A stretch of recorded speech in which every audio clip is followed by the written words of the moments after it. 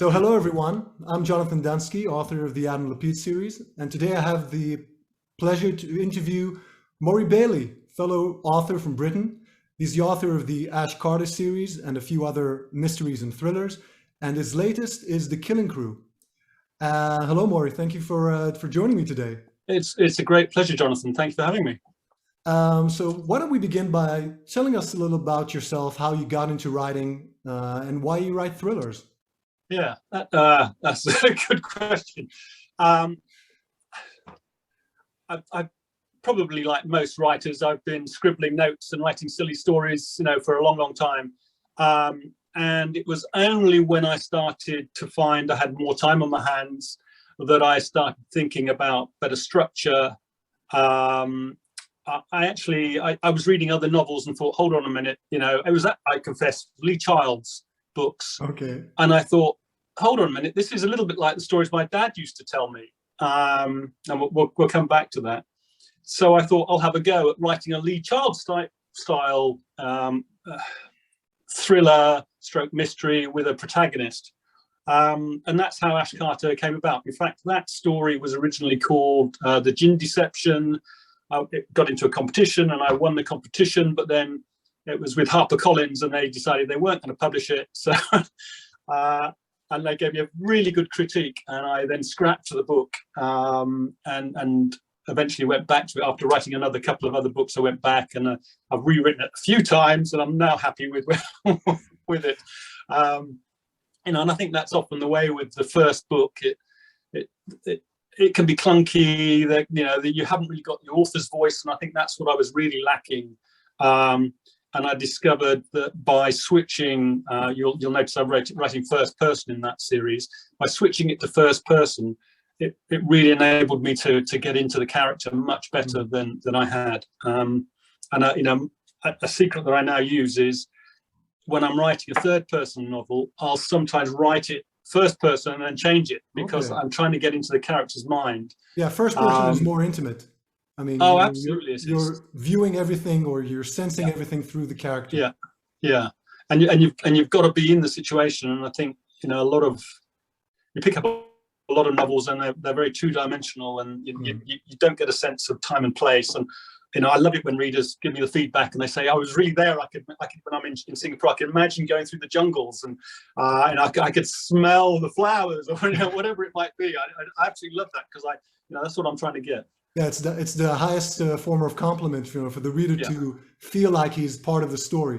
And and most of the Ash Carter series is based in Singapore, which is not a common setting. Based in Singapore is in the 1950s. That's right. So a common setting. How did you so that's where it all came about, because my father was a military policeman in Singapore in the 1950s. In fact, he'd been a police cadet prior to that, and that's why he went into military service. He went into be a military policeman, and he used to tell me stories about Singapore. And then for his 70th birthday, I took him to Singapore because he'd never been back.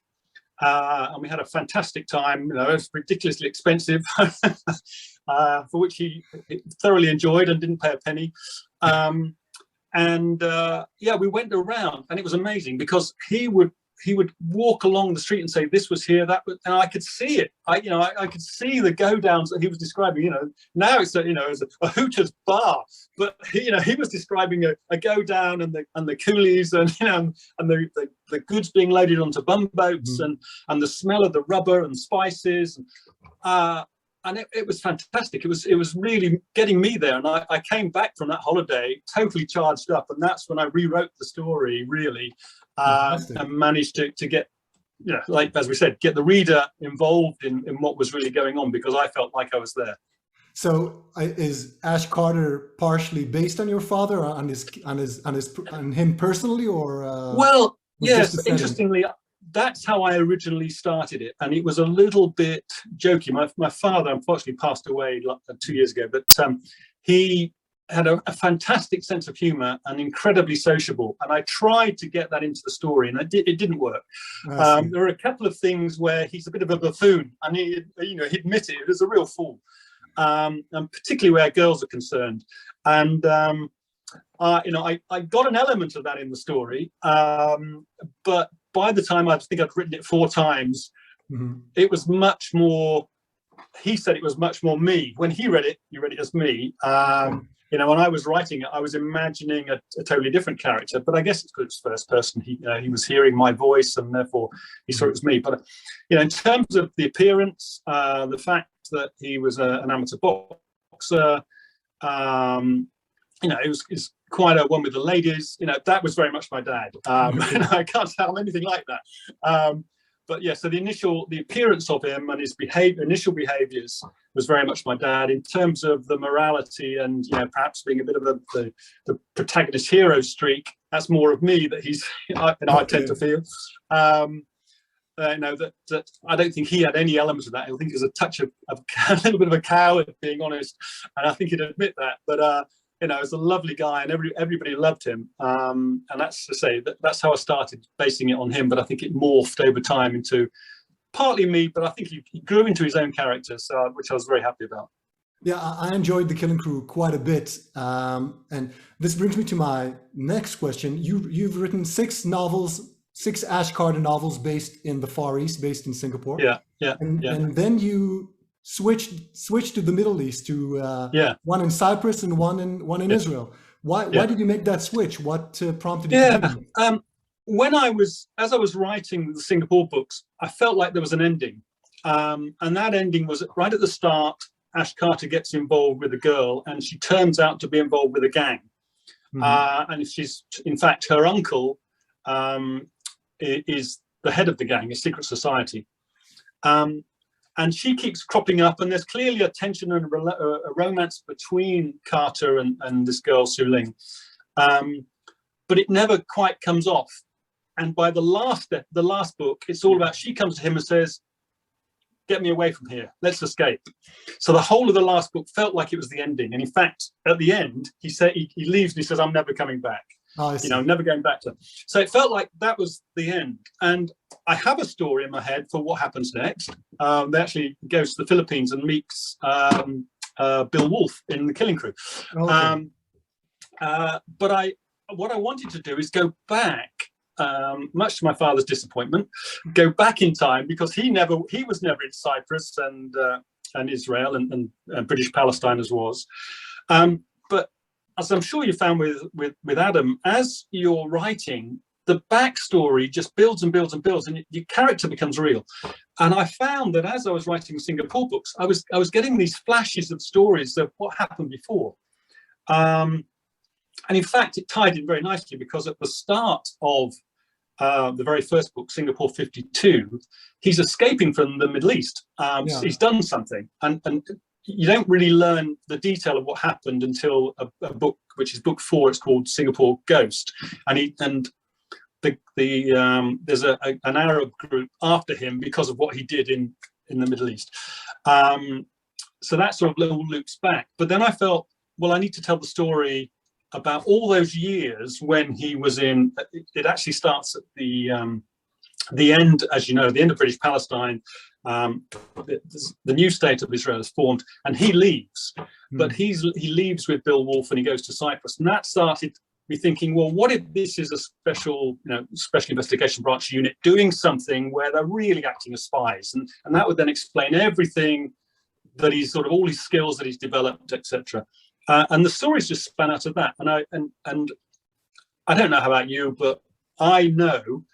So he's back in Cyprus. At the end of Killing Crew, he goes back to Cyprus. So I'm writing. There's a murder that happens in Cyprus, and it's much more of a detective story, that one, because he's trying to work out. It's still a thriller, because I love building up the tension and excitement of the stories, and all of mine have that. You read the climax in The Killing Crew. I mean, they all have that sort of feel. It's coming to. It caught me totally by surprise, and I know after writing mysteries myself, I think of myself as someone who can, detect all the twists and turns, and this one took me completely by surprise, and it made perfect sense, which is what it should. But I was utterly unprepared for that. So good job on that. Yeah, thank you. I mean, you're right. I mean, that's the frustrating thing as a writer, is when you pick up a book and you think, oh, this is going really well, and then you predict what's going to happen, and it all happens, and you put it down and think, well, it was actually, if I wasn't a writer, I may have enjoyed that. But I totally guessed what was going to happen. Yeah, it's because you see all the clues professional being laid. risk. Yeah. Yeah. So I think that's something I've learned as I've developed as a writer is try and throw in the curveballs. I've planned it. I don't know. It'd be interesting to hear about how your process is, but my very first books, I planned them rigorously. I chapter by chapter. Okay. I've heard that it's quite the planning approach is quite common. James Patterson, for example, he writes every single scene before he starts writing, and then he'll just sit down and he'll crash through it in 30 days. That's what I understand, and that's why he also, I think, works with other writers, because he does the planning, and sometimes he just gives them to finish do the execution, but he has the story already prepared. Yeah. So that's how I did the first ones, and I found it, as you're progressing, I think you get about the middle way through it, you start to lose momentum and perhaps a little bit of enthusiasm for the book. You may even put it down and say, I'll come back to that. What I've started to do is plan much more loosely, that I'll say, this is the structure, this is the climax happens like this, and I'll write a few words about how the climax happens, and then this is how he's going to solve it, and this is the red herring, and this is the big twist.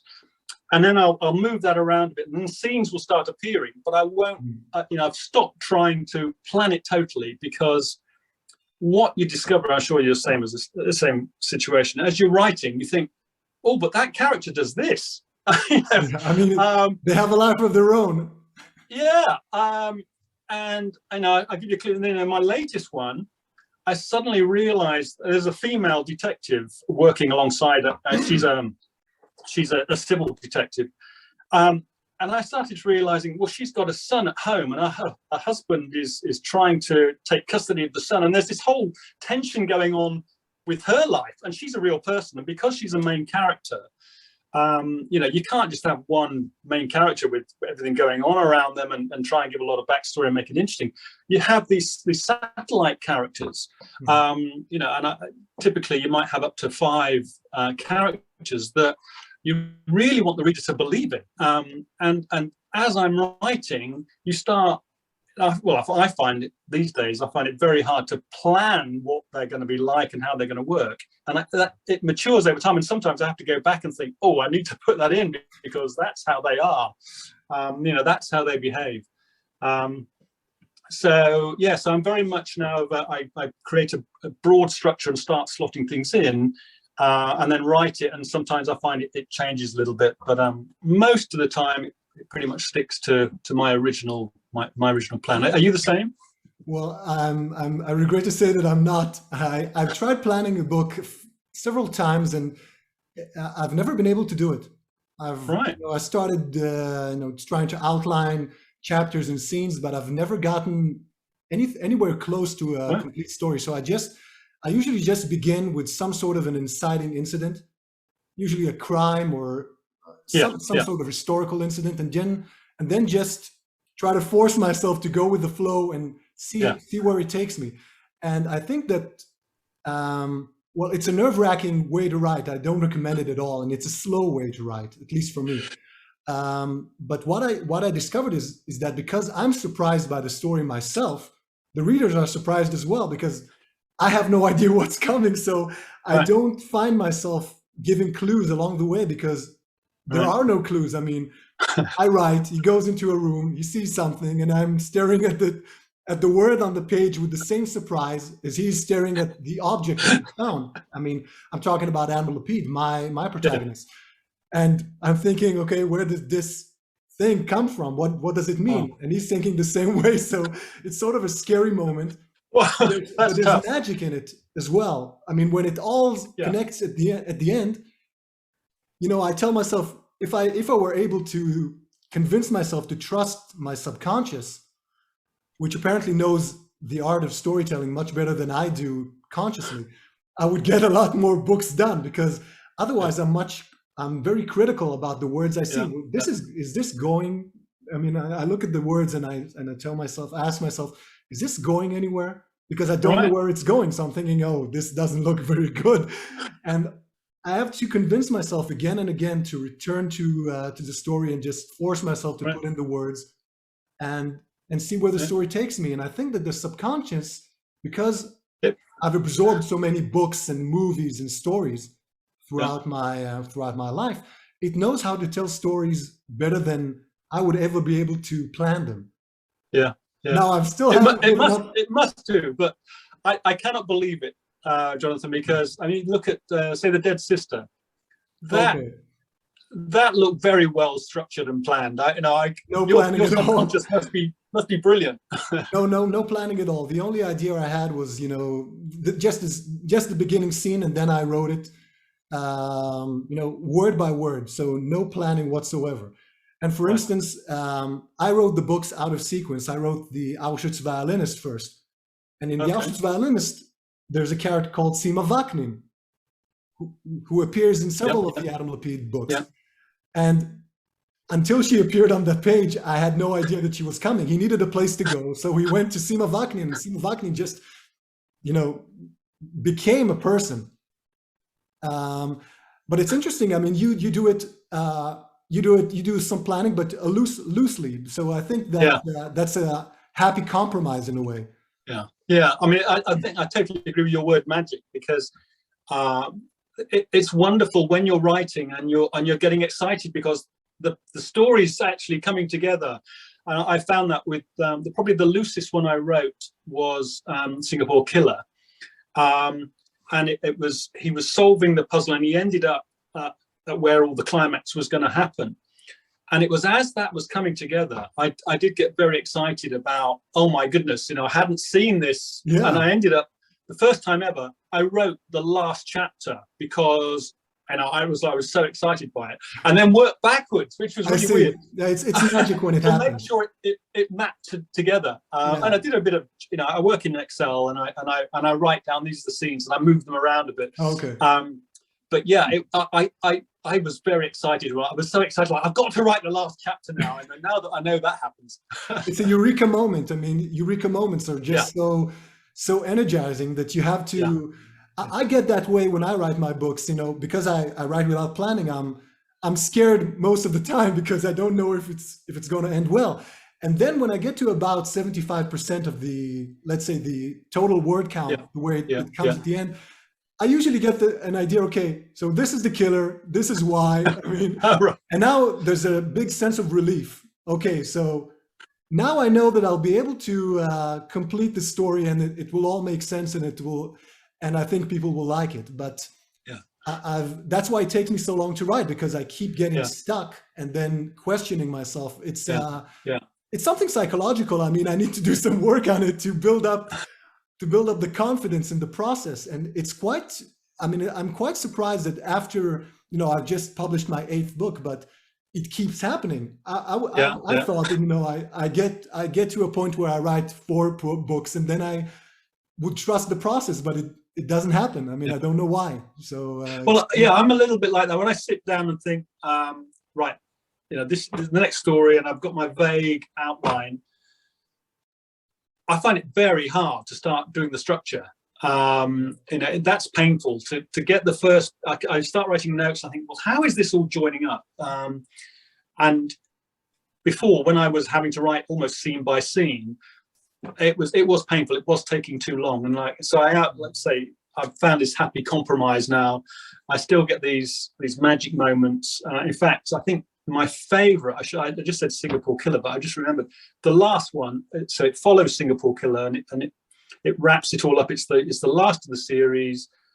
There are 3 twists that happen very close together at the end. Okay. And even when I reread the book, I'm playing my own trumpet, but when I reread the book, I was going, oh my God.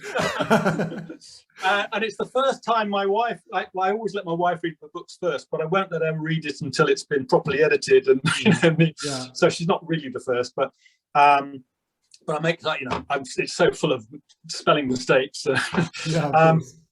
That my wife, actually, it was the first time she put the book down, didn't say a word for a minute, and just went, wow. Okay, Explains how that's you don't get any better praise than that. I mean, No, if I see absolutely wow, I'm fantastic. So, happy. yeah, yeah. So really, really good. Getting back to the Ash Carter Yeah, series, yeah, I'm interested because you wrote about Singapore and Cyprus, and well, the last book is in Israel, but of course before that it was the British Mandate of Palestine, and all the Ash Carter series is basically has as the background the decline or even the disintegration of the British Empire, and I'm wondering, because you're British and the character is British, how did this affect the the tenor of the books? Or, I mean, I wonder how British people at the time felt, because Britain was one of the ultimate superpowers of the yeah, world yeah, before World War II, and yeah. then it all started going breaking apart. Well, I wasn't really thinking that. I was thinking, well, initially this with Singapore, I was really focused on the fact that I learned about it from a father, and I therefore could feel I was there. But I noticed I really enjoy books where there is a background, and that's why I think I got sucked into history, doing a bit of history, because there's a lot going on, and just little things. And I know you drop them in. You might be picking up a newspaper and seeing a headline in a newspaper. It makes it real, and therefore having a background of real events helped me mold the story. And as you know, in The Killing Crew, it's fascinating how the tension between the people, the British are hated because the British military, some people were referring to them as the Nazis. I mean, It's some quite of them strange, were. because today Britain is well loved in Israel, and Oh, back yeah, then yeah, and the and British the were hated. tension, and in fact, one of the key questions is, why did so many of British soldiers and also police desert to join pro-Arab units and fight against the Jews? And the motivation was they had a number of years, 2-3 years, of feeling terrorized. They feared for their lives, and They many were. I died. mean, it's a fact that they were. In the end of the British rule in Palestine, they lived in enclosures, in sort of fortified enclosures. Yeah, I think the Jew here the Jews call them Bevan guards, because I think the British foreign officer was called Bevan, he was. and then of course it was like Stalingrad, Yeah. so they called them Bevan guard. These fortified enclosures, Interesting. these places where the British sort of hid behind to stay safe. I mean, it was quite incredible to read about that. Yeah, absolutely. So it's less about the decline of the British Empire, which is absolutely true, and much more about the tensions between people and making it more real. And I think what I tried to do, and I think my biggest success ever in writing a book, is that I made my mother cry when she read this. And you probably know the incident I'm referring to, where somebody gets killed, and it's around relationships. So the British have a very tense relationship with the Arabs, who felt abandoned. Clearly, there's a tense relationship with the Jews, who felt like they were at war and not being unfairly treated. And yet, when you get down to the person level, you've got Ash's Ash's partner, Bill Wolfe. He has a relationship with a girl who lives in Jerusalem, but he's also he seems to put down his old Arab informant, but actually there's a relationship there. So he talks in derogatory terms, but they actually really deeply care about each other. And you get Ash obviously with his landlady, and you've got a young lad and the secretary, who's a bit of a spy. So she's the Jewess, and there's that tension about these three different cultures all forced into a small combined place. In sort of a high tense situation. I mean, death and life and death situation. Not just personally, but collectively. Yeah, absolutely right. And yet the individual relationships shine through, I think, and that's what I really enjoyed writing. So I think that's why it worked, and that's what attracted me to that. And I'll go back. So the next book is in Cyprus. Then he comes back, and it's called I've got the title already, The Prisoner of Aker. And Ash. Good title. That's a good title. Yeah. It's my, yeah, I shouldn't tell anybody. And titles can't be copyrighted. Did you know that? So what happens? The setup is there's a deserter from Cyprus, but they realize he's gone to Israel, but he hands himself in to the Aker prison, but when Ash turns up to get him, to take him back, he's escaped. So why did he want to go into the prison and then escape? So you're a writer, I'm sure you can work it out. But okay, well, I'll have to wait and read it. But it's interesting. Yeah, you mentioned that at the core of the Killing Crew is the story of British soldiers and policemen in British Palestine who, when the British left, or even before they left, when they announced that they were leaving, and Britain basically announced that they were leaving, I think 6 months before they eventually left. The UN passed the partition plan of Palestine in November 1947, and Britain vacated the region in May 1948. There are 6 months in which there is already war between Jews and Arabs. That's the civil war part of the what's called Israel's War of Independence. What came after May is when foreign armies, Arab armies, invaded. But there's a war going on with the British still there, and there are some of the British desert to fight on the Jewish side and some on the Arab side. I think many more on the Arab side. But it's interesting it's maybe why did they do it? Did they do it for money? Well, that's a very good question. I was very lucky with two things. I found one of my readers got in touch with me and said, "Hey, my father was in the Palestine police force." Okay. So I find your photographs fantastic, because when I'm doing research, I love looking at photographs. So I try and imagine what it's like. He sent me a whole load of photographs, even down to his father holding a bottle of Pioneer beer. So, they drink Pioneer beer. So that's why, so little nuggets like that really bring it alive. I've lost my train of thought. So in terms of the deserters, I was looking at how do I find information about this, because I knew a lot had deserted. And my first book I read was, I don't recommend it, by the way, but it's this one. And I don't recommend it because it's biased. Major Ferran's Hat, and it's around a major, undercover major in the British Army who his unit were probably committing atrocities, a bit like the Stasi, I think effectively they were.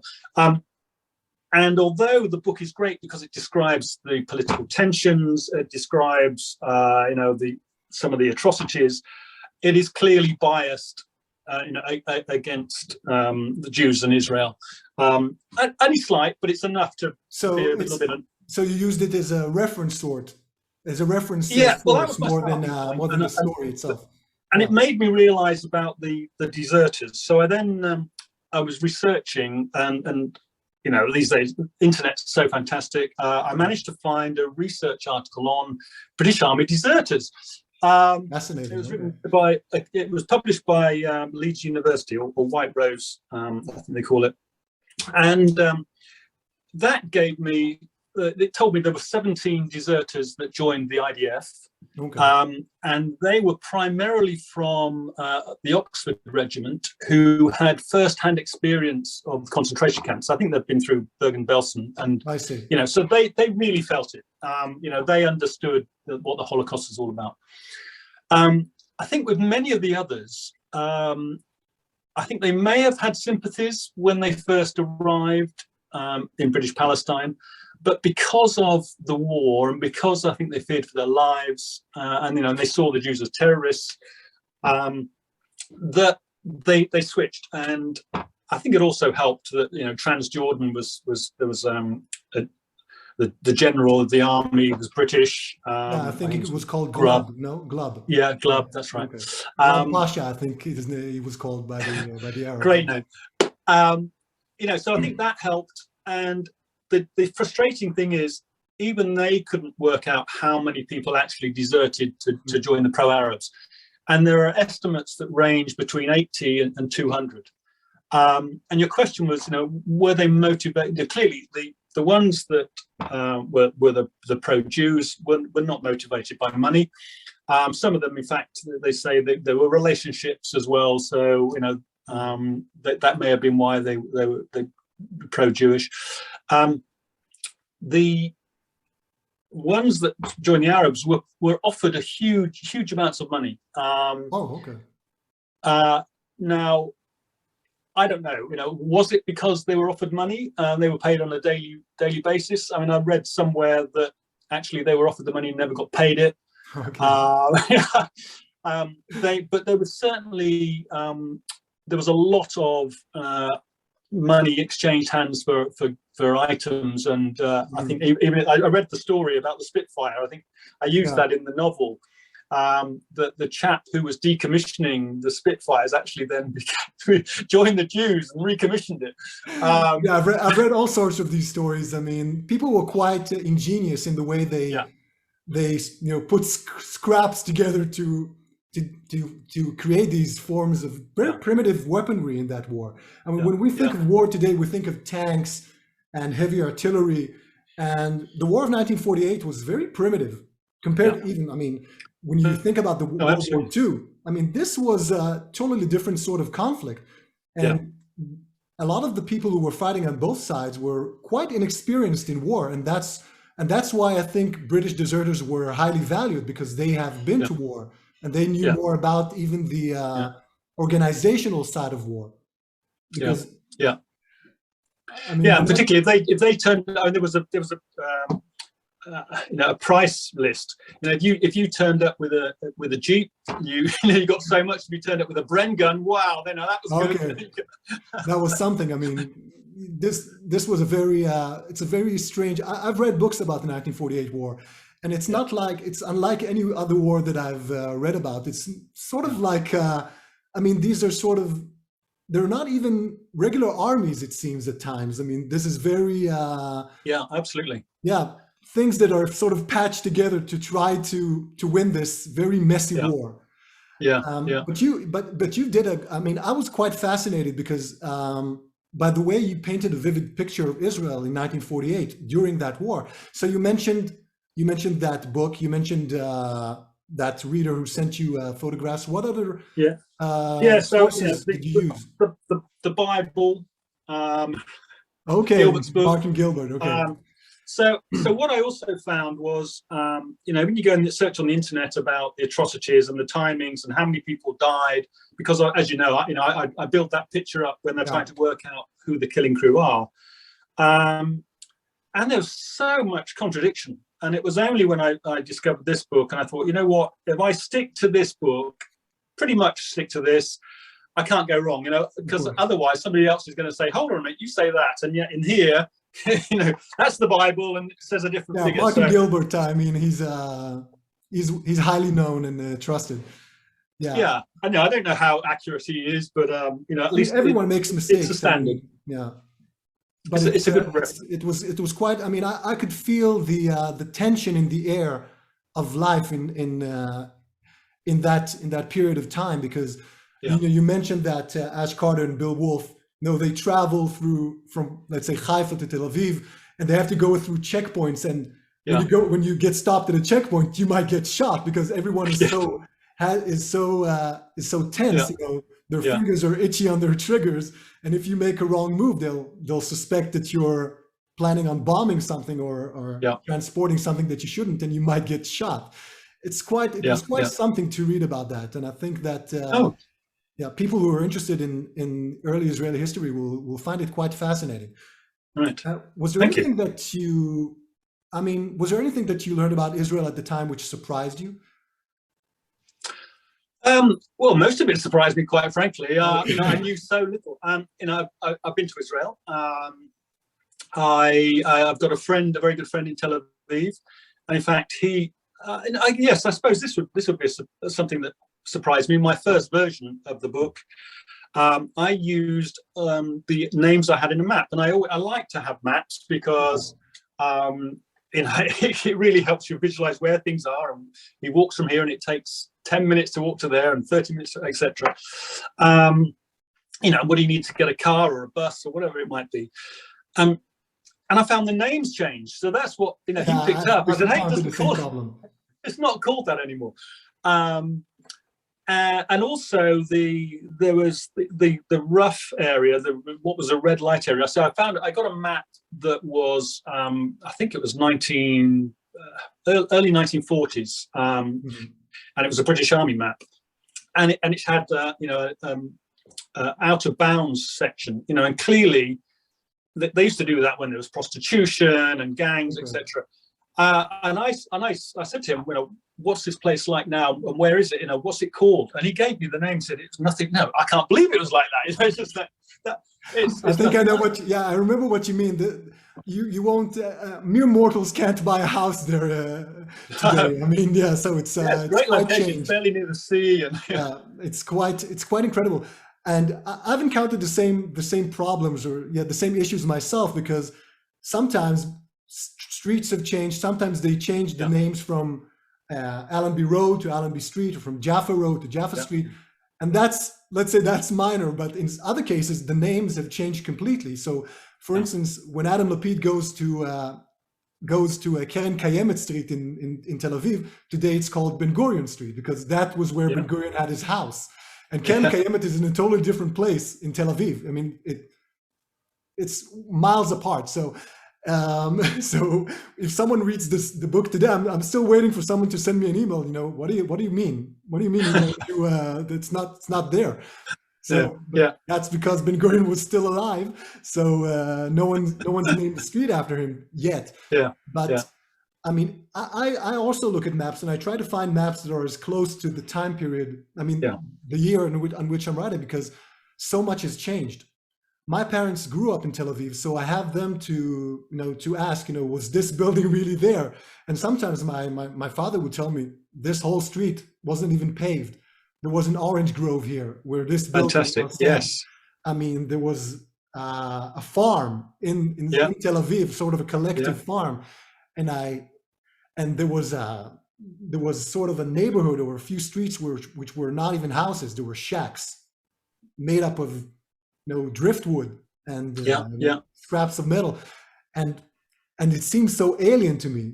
It's even hard to wrap my mind around, let alone write about it, because I know these streets, and I cannot imagine. On one side of the street there were buildings, on the other side there was this shanty town within Tel Aviv. It's quite incredible. But these are the risks you run when you write historical fiction.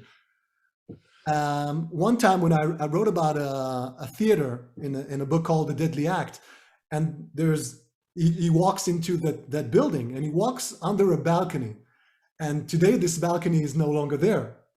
So I found a picture from 1962 in which I saw the balcony, and then I found an article from the 1930s when this building was opened to the public.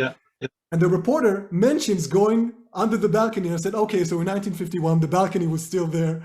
Now I know that it wasn't built afterward, so I'm safe in that regard. But I'm sure there are mistakes. Have you had any readers write to you and say, you got this bit, got this mistake or something like that? No, the only thing that still galls me is I had a reader say, give me a 1-star review of my first book, and said I was anti-Israel. And no, hold on a minute.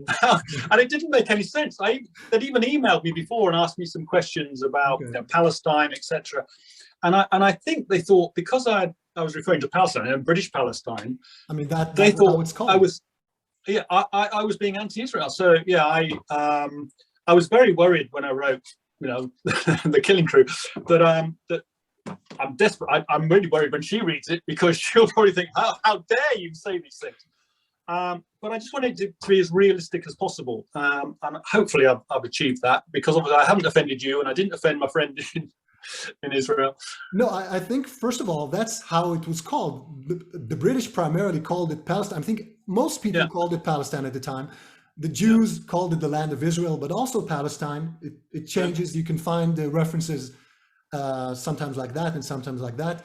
And when you look at banknotes from Palestine, from that period, and the banknotes that the British put out, you will see in Hebrew that it says Palestine, and then in brackets, land of Israel. I mean, he says in two letters, but it says land of Israel, in which so the Jews had both names running together. And no, I didn't know that. Yeah, what's also interesting is that I found a reference of people who changed their names, and all the nationalities, they were all called Palestinians. The Jews and the Arabs, everyone who lived in mandatory Palestine was called Palestinian. And then I remember that Golda Meir once said that she had a passport in which it said that she was Palestinian, and she didn't understand why she wasn't referred to that, why she couldn't be called that anymore. So it's quite interesting to see that what she said had a basis in fact, so which I didn't know about.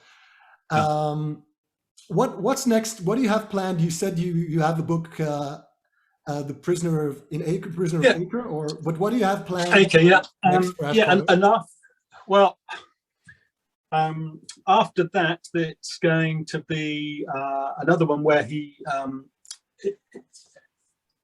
At that point, there was no British ambassador in Israel, because they'd all left, and later they put in the charge d'affaires.